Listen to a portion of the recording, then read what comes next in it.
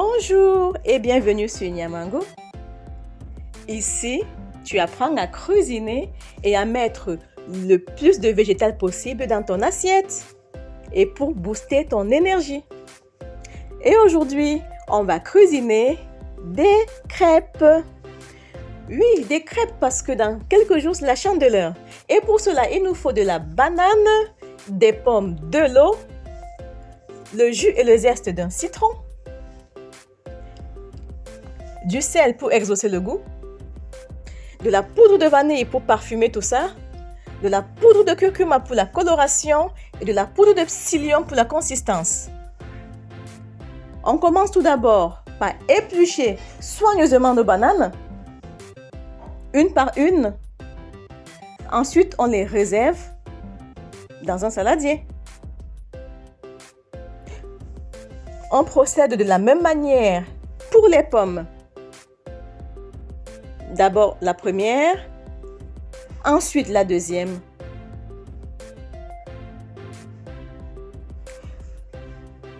L'on coupera d'abord, dans un premier temps en deux,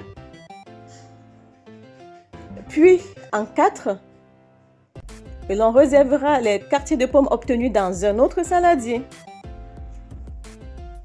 Ensuite, on procède au pressage de citron et pour ce faire, on coupe le citron en deux demi-moitiés.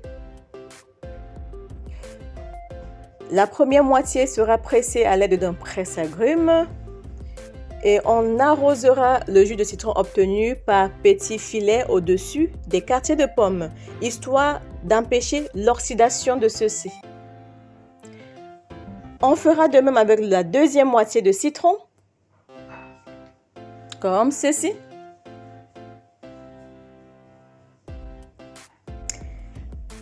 Ensuite, dans un blender, on réunira les ingrédients les uns après les autres, à commencer par les bananes coupées assez grossièrement pour aider les lames du blender.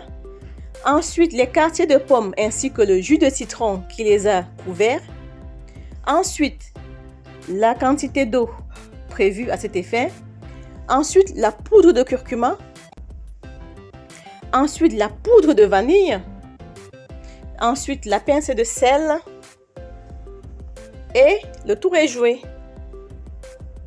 On blende.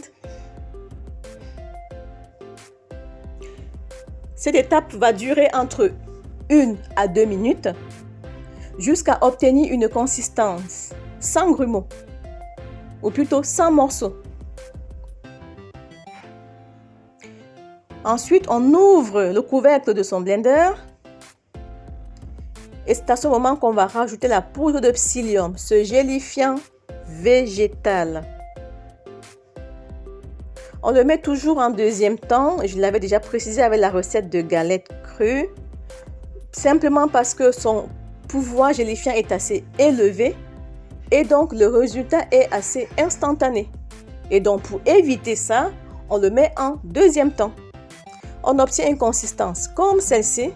On récupère une part de cette pâte, on met entre le cercle, ici un cercle de 14 cm, et l'on obtient différents disques qui correspondraient chacun à une crêpe. Ensuite, on stocke tout cela dans un déshydrateur.